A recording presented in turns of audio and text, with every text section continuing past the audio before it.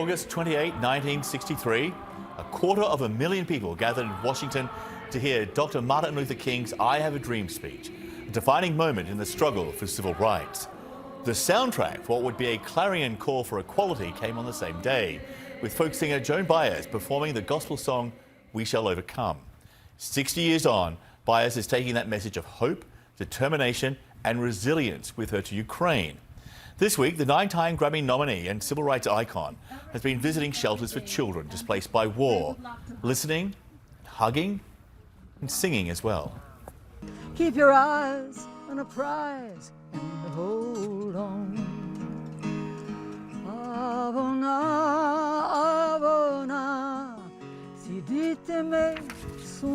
Singing a little Ukrainian as well. Baez is working with a non-profit charity, Ukraine's Children Action Project, which currently has 20 programs focusing on children suffering from severe psychological trauma. And joining us now live from Lviv in Ukraine, legendary folk singer, civil rights activist Joan Baez and Dr. Irwin Redlener, co-founder of the Children's Action Program. Thank you both for being with us, especially on news that there's been a missile strike there in Lviv overnight. So we appreciate you taking the time and also for being there. So Joan, I'd like to start with you.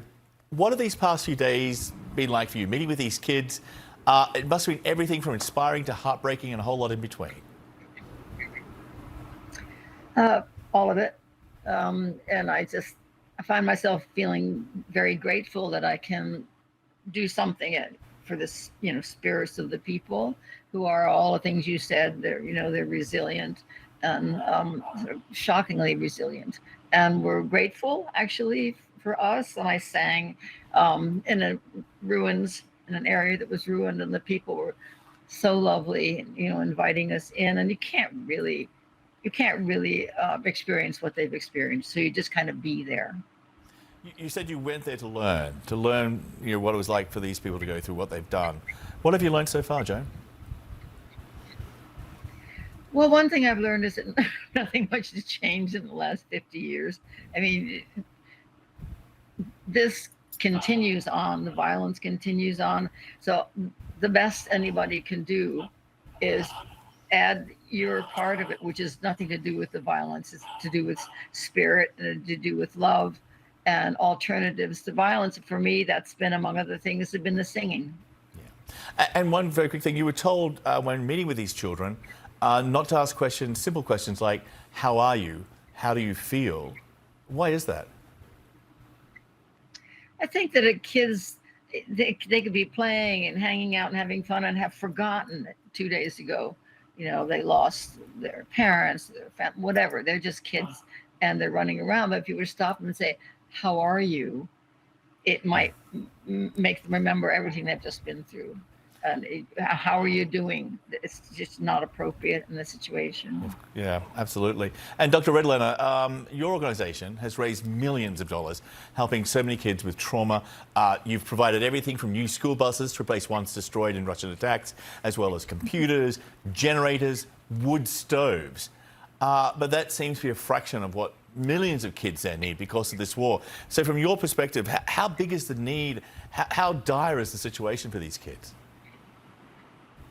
Yeah, thanks, John. So the reality is that there were about 7.5 million children in Ukraine prior to the invasion in February of 22. But actually 5 million of those 7.5 million have been displaced, about half of them to safer areas in Western Ukraine. Although, as you pointed out, we spent 2 hours last night in a shelter in the Hotel Rat while an apartment building was bombed and people were killed and so on. So the idea of escaping the trauma psychologically and physically that the Russians have brought to this country is somewhat illusory. And then we have another couple of million children who are part of the refugee population of Ukrainians who have fled the country entirely.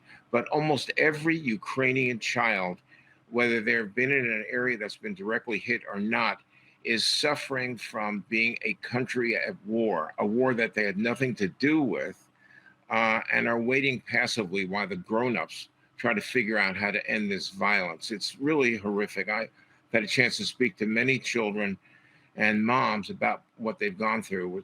Listening to them is traumatic for me, and We need to make sure that the world understands these people are extraordinary. They want to get on with their lives. They want to go to school. These cities are beautiful that we visited. They're very identifiable with the lives the rest of us live. And here we are now trying to recover lives and hope amidst rubble and unpredictable violence. There's one group I just wanted to talk about. They call it a camp. And these kids are there, some of them just 2 days from their own personal trauma. But when you talk about resilience, I hadn't really thought about that. They're bright. This program was wonderful. And they have volunteers working with them. They just go all day. They just keep going and keep singing. They hug. That's part of the program, is you keep hugging. And to hear them sounding like a normal playground, running around, screeching and hanging out and playing. But I thought, really? Am I really seeing this? No. Yeah, it is incredible. And, you think about this, these are lives totally disrupted. Before the war, this phase of the war, there was COVID. And a lot of this, virtually all the schools in Ukraine were closed. So many children have not been going to school either because of the pandemic or the war for almost 3 years. So even when you think about when the war does stop and we have to recover the buildings, we have to recover and restart and remediate the lives of people, especially children, that were so affected by the disruption that has happened in Ukraine. It really is unbelievable, the juxtaposition between the despair, the destruction, and the hope and the resilience that the Ukrainians have, and the fact they keep going on day after day. I'm glad you were able to bring some of that to us, and thank you both for what you're doing. Keep doing it. Stay safe, and we hope to talk to you again soon. Thanks, Joan. Thanks, Thanks, Irwin. Take care. Thank you so much. You're welcome. Bye-bye. Well, we'll take a short